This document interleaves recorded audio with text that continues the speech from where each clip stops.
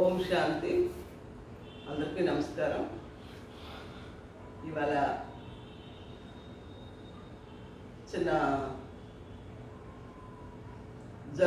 మనకి ప్రాబ్లం వచ్చే విషయం కోసం పేపర్ వచ్చింది. ఆ విషయం మనం చెప్పుకుందామని వచ్చానమాట. ఏంటంటే శనివారం పేపర్లో చూశారు కదా, మన చెత్త ఎక్కువైపోయిందని చెప్తున్నారనమాట. చెత్తతో చాలా ప్రాబ్లం ఉంది, ఏం చేయాలో తెలియట్లేదు అంటున్నారనమాట. ఎందుకు ఈజీగా తెలుసుకోవచ్చు. ఎందుకంటే మనం పూర్వకాలంలోకి వెళ్ళిపోయామంటే అప్పుడు ఎటు వాడేవారు, అయ్యి ఇప్పుడు వాడేమంటే మనకు 6 నెలల్లో చెత్త అంతా కంప్లీట్ అయిపోతుంది అనమాట. పూర్వకాలంలో ఎటు వాడేవారు చూడండి. మనం పూర్వకాలంలో షాప్కి వెళ్ళామంటే మనం ఆయిల్ గేడ్ తీసుకెళ్ళేవారు. స్టీల్ క్యాన్లు, ఇత్తడి క్యాన్లు తీసుకెళ్ళేవారు. తర్వాత ఏమొచ్చి బ్యాగులు తీసుకెళ్ళేవారు. బ్యాగులు తీసుకెళ్ళి ఏ ఐటమ్స్ కావాలంటే ఆ ఐటమ్స్కి బ్యాగులు తీసుకెళ్ళేవారు. తీసుకెళ్తే మనకి ఎన్ని కేజీలు ఆయిల్ కావాలంటే అన్ని కేజీలు పెట్టి ఆయిల్కి స్టీల్ క్యాన్ తీసుకెళ్ళేవారు. అన్ని కేజీలు ఆ ఆయిల్ వేసేవారు. స్టీల్ కానీ, ఇత్తడి కానీ, సిల్వర్ కానీ, ఈ 3 చాలా యూజ్లో ఉండేవి అనమాట. అలాగా ప్లాస్టిక్ ఐటమ్స్తో మనకి ఎప్పుడు రాలేదు. డబ్బాలతో వచ్చాయి ఆయిల్స్. ఆ డబ్బాల్లోంచి కొలిసి మనకి మనం తీసుకెళ్ళిన పాత్రలో వేసేవారు అనమాట. ఆ రకంగా ప్లాస్టిక్ని నిర్మూలన చేయొచ్చు అనమాట. ఇంకెన్ని రకాల ప్లాస్టిక్ నిర్మూలన చేయొచ్చు. ప్రతి ఐటెంకి, ప్రతి షాపులో ప్రతి ఐటెం, ఏ ఐటెం కొంటే ఆ ఐటెంకే ప్లాస్టిక్ ఉంటుందన్నమాట. మరి అన్ని ఐటెంలకి ప్లాస్టిక్ వాడుతుంటే మరి మనకి ప్లాస్టిక్ మరి చెత్త ప్రాబ్లం ఎక్కువైపోదా. అందుకని చెత్త ప్రాబ్లం ఎక్కువ అవ్వకుండా ఉండాలంటే మనం చాలా పూర్వం కాలంలో ఎలా తెచ్చుకున్న సామాన్లు అలాగ ఆశ్రయించామంటే మనకు 6 నెలల్లో సక్సెస్ అయిపోతుంది అన్నమాట. ప్రతిదీ కూడా ప్లాస్టిక్లో పెట్టకూడదు. ప్రతి ఒక్క కర్పూరం దగ్గర నుంచి, కాటికి దగ్గర నుంచి కూడా ప్లాస్టిక్లోనే వస్తుంది అన్నమాట. ఆ ప్లాస్టిక్లో కాకుండాను క్లాత్లో పెట్టుకోవాలి. పూర్వం కాలం క్లాత్ సంచులు ఉండి అనమాట. ఆ గుడ్డ సంచులు తీసుకెళ్ళి గుడ్డ సంచులు వేయించుకుంటున్నారు అనమాట. అయితే పెసరపప్పు, కందిపప్పు, మినపప్పు, పలుకులు ఇవన్నీ కూడా మనకి కవర్లు వేసేవారండి. పేపర్ కవర్లు వేసేవారనమాట. ఇప్పుడు పేపర్ కవర్ అయితే అది ఈజీగా అది పాడు చేసేవచ్చు, లేకపోతే రీమోడల్ చేసి మళ్ళీ వాడచ్చు. ప్లాస్టిక్ అంతా అలాగే అవ్వదు కదా. అది ఏకంగా ఒకసారి వాడామంటే పాడేయడం కానీ దేనికి ఉపయోగపడదు. దేనికి ఉపయోగపడినా సరే అది మరి చెత్త ఎక్కువైపోతుంది అనమాట. ఆ పేపర్ అంటే మళ్ళీ రీమోడల్ చేయొచ్చు అనమాట. అందుకు పేపర్ సంచులు వేసి పేపర్ కవర్స్ తయారు చేసేవారు. పూర్వకాలం 5 కేజీల పేపర్ 5 కేజీలు పెట్టి సంచులు, కేజీ పెట్టి, 2 కేజీలు పెట్టి, 1/2 కేజీ పెట్టి కూడా చేసేవారు అనమాట. ఇప్పుడు ఆ మందుల షాప్లో కూడా మనకి పేపర్ కవర్లోనే పెట్టిస్తున్నారు కదా మందులు, అలాగనమాట. అవి యూజ్ చేసినా బాగుంటుంది. ఇంకా అలాగే కాదు, క్లాత్ ఉంది. ఇప్పుడు అన్నీ క్లాతే పెట్టమన్నారు అనమాట. ప్రతిదీ కూడా క్లాత్లోనే సీల్ చేసి వస్తుంది మనకి. క్లాత్ ప్రతి ఇంట్లో అవసరమే కదా. ఎంత అవసరం అంటే ఇంట్లలోనూ కాటన్ క్లాత్స్, మన స్టవ్ గట్లు తుడుచుకోవడానికి, స్టవ్లు తుడుచుకోవడానికి, ఫర్నిచర్ తుడుచుకోవడానికి, కారు తుడుచుకోవడానికి, అద్దాలు తుడుచుకోవడానికి, స్కూటర్ తుడుచుకోవడానికి, తర్వాత మనం చెయ్యి తుడుచుకోవడానికి కూడా ఎంతో యూజ్ అవుతాయి. ఇప్పుడు మరి ఆ క్లాత్ వాడటం మానేస్తాం. మనకి ఎంత కాటన్ తక్కువైపోయింది. దాన్ని స్పాంజ్ కొనుక్కుంటున్నాం. ఆ కాటన్ లేదు కనుక అన్ని సిలికా ఉన్నాయి కదా, స్పాంజ్ కొనుక్కొని వాడుతున్నాను అనమాట. ఆ స్పాంజ్ అన్నిటికీ వాడలేం కదా. అయితే ఈ ప్లాస్టిక్ వాడడం ఎందుకు, ఈ క్లాత్ని మానేయడం ఎందుకు, ఈ చెత్త ఎక్కువైపోయిందని మనం చాలా బాధపడడం ఎందుకు. అందుకని ఈ అన్నిటికీ కూడా క్లాతే వాడితే చాలా బాగుంటుంది అనమాట. ఆ క్లాత్ కూడా ఎలా ఉండాలి, మళ్ళీ స్వాప్ కూడా తీసుకుంటేలాగా తయారు చేసి ఇవ్వాలి. మళ్ళీ మనం తీసుకెళ్ళి ఈ క్లాత్ కవర్ ఇచ్చేస్తే ఆ కవర్తో అది ఇచ్చేయాలి. పూర్వకాలం ఏం చేసేవారు, గోనెలతో తీసుకెళ్ళేవారు. అప్పుడు 100 కేజీలు వచ్చాయి బస్తాకి. 100 కేజీలు 50 కేజీలు వచ్చాయి. అవి ఏమొచ్చి నార్గోళ్ళు వచ్చాయి అనమాట. నార్గోళ్ళు వస్తే అవి రీసేల్ ఉంటుంది. షాప్ని తెచ్చి ఇచ్చేసేవారు అనమాట. ఇచ్చేస్తే షాపు వాడే వచ్చి ఒక 100-200 కూడాక అవి మళ్ళీ అప్పిస్తారు అనమాట.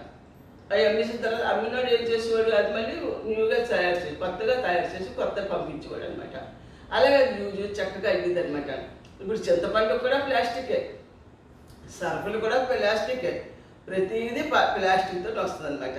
పూర్వకాల బెల్లాలు చింతపండు ఇవన్నీ రావాలంటే కర్రపెట్టిలో వచ్చి ఎంతైతే ఆ టైం కావాలో అది తూసి కాగితంలో కట్టి ఇచ్చేవారు అనమాట.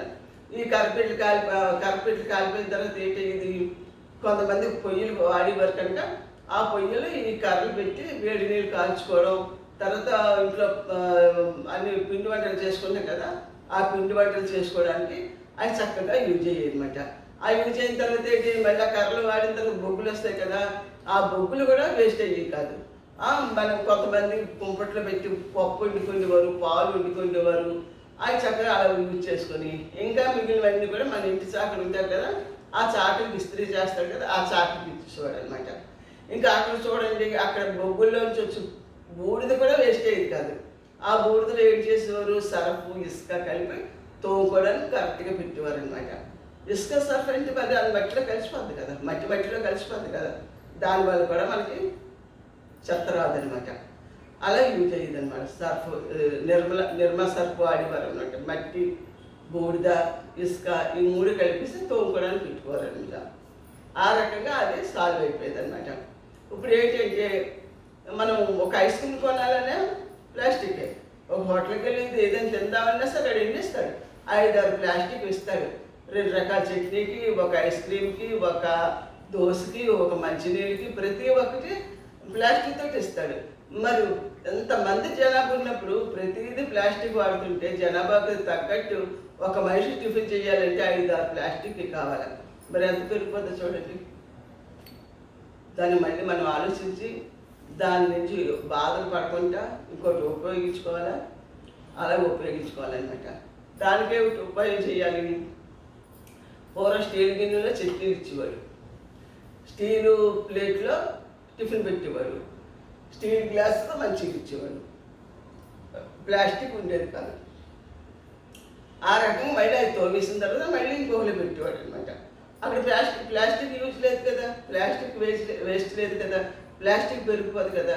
ఒక హోటల్కి ఉదయం నుంచి రాత్రి వరకు ఎంతమంది వెళ్తారు, 1000 మంది 2000 మంది వెళ్తారు. ఇది 2000 మంది వాడిన ప్లాస్టిక్ ఎంత అయిపోద్ది చూసుకోండి, చాలా అయిపోద్ది కదా. అలాగనమాట. ఇంకా గ్లాసులు పెట్టడం కూడా కాకుండా ఇప్పుడు అందరూ కూడాను వాటర్ బాటిల్స్, కాఫర్ వాడుతున్నారు, స్టీల్ వాడుతున్నారు. మరి మనము లూజు వాటర్ తాగట్లేదు. ఇదివరకైతే కొళాయిలో పెట్టేసి నీళ్ళు ఇచ్చేసేవారు, ఆ నీళ్ళు మనం యూజ్ చేసుకోవట్లేదు. అందుకనేసి ఈ స్టీల్ కానీ రావి కానీ ఈ వాటర్ బాటిల్స్ పెట్టేసాడు అనుకోండి, అది చక్కగా ఎన్ని నీళ్ళు తాగితే ఒక 1/2 లీటర్ పెట్టేస్తాడు. మనిషికి 1/2 లీటర్ పడుతుంది తాగడానికి, చేయి కట్టుకోవడానికి. అది అలాగే యూజ్ అయిపోద్ది, అది వేస్ట్ అవ్వదు, అది ప్లాస్టిక్ అవ్వదు, అది పారేయవలసిన పని లేదు. ఎప్పుడో అది కన్నం పడిపోయినప్పుడు దాన్ని పారేయవలసిందే, కానీ అంతవరకు చాలా వరకు యూజ్ అయిపోద్ది అనమాట. ఆ రకంగా కూడా ప్లాస్టిక్ని మనం తొలగించేసుకోవచ్చు. ఇంకా చింతపండు, ఆయిల్, ఎన్ని రకాల ఆయిల్స్ ఉన్నాయి, నెయ్యిలు ఎన్ని రకాలు ఉన్నాయి. ఈ ఆయిల్కి నెయ్యిలకి ఏం చేయాలంటే స్టీల్ డబ్బాలు, ప్లాస్టిక్ పెట్టకూడదు. స్టీలు, ఇత్తడి, కాఫర్, ఈ 3 రకాల బాటిల్స్ మంచి మోడల్ కేజీవి, 1/2 కేజీవి, 2 కేజీలు, 3 కేజీలు, 5 కేజీల వరకు పెట్టుకోవాలన్నమాట. స్టీల్ కానీ, ఇత్తడి కానీ, రాక్ కానీ, ఈ 3 పెట్టేసుకున్న తర్వాత ఎవరెన్ని కేజీలు కావాలంటే ఆ క్యాన్ ఇచ్చేయాలన్నమాట. ఆ క్యాన్లు కూడా మరి అస్తమాన నెలలో కొనుక్కుంటే క్యాన్లు ఇల్లంతా అయిపోతాయి కదా, ఆ క్యాన్లు కూడా మళ్ళీ రీసేల్ పెట్టేసుకోవాలి. ఆ షాప్ వాడికి తీసుకోవాలి, ఆ షాప్ వాడికి తీసుకొని మళ్ళీ మనకి ఇంకో క్యాన్లు ఇవ్వాలన్నమాట. ఇలాగే మారిపోతుండాలన్నమాట. మనం తెచ్చుకునే క్యాన్లు షాప్ అతనికి ఇచ్చారు, షాప్ అతను మళ్ళీ మన క్యాన్తో ఆయిల్ ఇవ్వాలన్నమాట. నెయ్యి కూడా అలాగే, ఆవు నెయ్యి, గేదె నెయ్యి, డాల ఇవన్నీ అమ్ముతారు కదా, ఈ ఆవు నెయ్యి ఇట్లు కూడాను. అయితే మంచి ఆ డబ్బాలు ఎలా ఉండాలంటే మోడల్గా ఉండాలి. మోడల్గా ఉన్నట్లయితే కొందరు ఇళ్ళల్లోనూ అవసరం ఉంటుంది, స్టీల్ అవసరం ఉంటుంది కదా. ఫస్ట్ సారి తెచ్చుకున్నప్పుడు ఎవరికి అవసరం ఉంటుందో అది ఉంచేసుకున్న తర్వాత పర్వాలేదు, మళ్ళీ రెండోసారి కొత్తగా తెచ్చుకుంటారు. అలా కూడా స్టీల్ సేవ్ అవుతుంది అనమాట. అలా కూడా ప్లాస్టిక్ సేవ్ అయిపోద్ది అనమాట. ప్లాస్టిక్ ఆయిల్ రాదు, నెయ్యి రాదు, ఇంకేమీ రావన్నమాట. అయితే ఇంకా పప్పులు ఎలా తెస్తాం, పప్పులు కూడా ఏం చేయాలంటే కాగితం కవర్ పెట్టుకోవాలి. కాగితం కవర్ కానీ క్లాత్ సంచి కానీ పెట్టుకోవాలన్నమాట. బెల్లానికి చింతపండుకి వాటికిను. అది చూసారు పూర్వకాలం బెల్లం మాకు ఎలా వచ్చిందంటే తాటి రేకులు ఉండే కదా, తాటి రేకులు బుట్ట తయారు చేసేవారు. ఆ బుట్టలో నుంచి 15 కేజీలు చింతపండు వచ్చింది, 15 కేజీలు బెల్లం వచ్చింది. ఆ బెల్లాలు కేజీలు అమ్మిన తర్వాత ఆ బుట్టలు మిగిలిపోయింది. ఆ బుట్టలు మిగిలిపోతే ఏం చేస్తాం, ఈ పొయ్యి పెట్టుకుని వదులుతారు కదా, ఆళ్ళకి ఇచ్చేసేవారు అనమాట. ఆళ్ళకి ఇచ్చేస్తే వాళ్ళు పొయ్యిలో పెట్టేసుకొని యూజ్ చేసుకున్నారు. అది కూడా వేస్ట్ అయ్యేది కదనమాట. ఇది కర్రపెట్లో వచ్చాయి కదా, ఈ కర్రపెట్లు కూడా పొయ్యిలో పెట్టి వాడేసేవారు అనమాట. అది కూడా వేస్ట్ అయ్యేది కదంట. అంత వేస్ట్ కాకుండా అయ్యేది అనమాట పూర్వకాలం. ఇంకా ప్రతి దానికి కాయగూరకి వెళ్తాం. కాయగూరకి వెళ్తున్న తర్వాత ఏం చేస్తాం, మనం ఇప్పుడు చేతులు వెళ్ళిపోతాం. అది ప్లాస్టిక్ కవర్ ఇస్తాడు.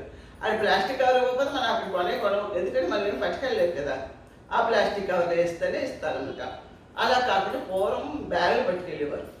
ప్లాస్టిక్ బ్యాగులు వచ్చాయి కదా, తయారు చేసుకున్న బ్యాగులు వచ్చి ఆ బ్యాగులు సంచులు అన్నీ పట్టుకెళ్ళిపోయి ఆ సంచుల్లో అన్నీ కొన్ని అన్నీ వేసేసేవారు అనమాట.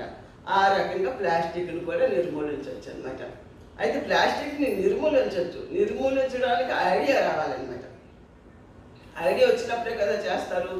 ఇది ఎదురుతో చేయొచ్చు, కమ్మరేకులతో చేయొచ్చు, కమ్మతో చేసింది కూడా పొయ్యిలో పెట్టవచ్చు, ఎదురుతో చేసింది కూడా పొయ్యిలో పెట్టవచ్చు, కర్రతో చేసింది కూడా పొయ్యిలో పెట్టవచ్చు. అంటే పొయ్యిలు వాడి చాలామంది ఉన్నారు కదా, వేడి నీళ్ళకైనా పెట్టుకుంటారు, వాళ్ళకి అమ్మేసుకోవచ్చు అనమాట. ఇలా చేస్తే చాలా ప్లాస్టిక్ తగ్గిపోద్ది అనమాట. అన్నిటికీ స్టీల్ పెట్టుకోవాలి. స్టీల్ పెట్టుకొని మళ్ళీ మనం ఆ స్టీల్ ఖాళీ అయిపోయిన తర్వాత శుభ్రంగా క్లీన్ చేశాక షాప్ వాళ్ళకి ఇస్తే మళ్ళీ ఇంకో క్యాన్తో మనకి ఇస్తాడనమాట.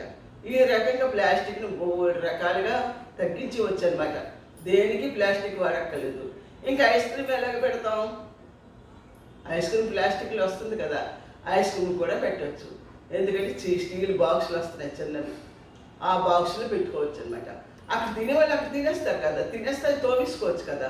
అలాగే ఇంటికి తెచ్చుకున్న వాళ్ళు కూడా ప్లాస్టిక్ ఉంటాయి కదా, మళ్ళీ బాక్సులు ఉంటాయి కదా, ఇంటికి తెచ్చినప్పుడు కూడా బాక్సులు ఇస్తారు కదా, ఆ బాక్సులు తీసుకెళ్ళి మళ్ళీ అతనికి ఇచ్చివచ్చు మళ్ళీ ఐస్ క్రీమ్ కొనుక్కున్నప్పుడు. ఈ రకంగా కూడా ప్లాస్టిక్ చాలా ఇబ్బంది లేకుండా అయిపోతుంది అనమాట. ప్రతి ఐటమ్స్ కూడాను క్లాత్లో కానీ, స్టీల్లో కానీ, ఇత్తడిలో కానీ, సిల్వర్లో కానీ ఇవన్నీ ఐటమ్స్ రీమోడల్ చేసుకోవచ్చు. రీమోడల్ చేసుకునే ఐటమ్స్తో పెట్టుకోవాలన్నమాట.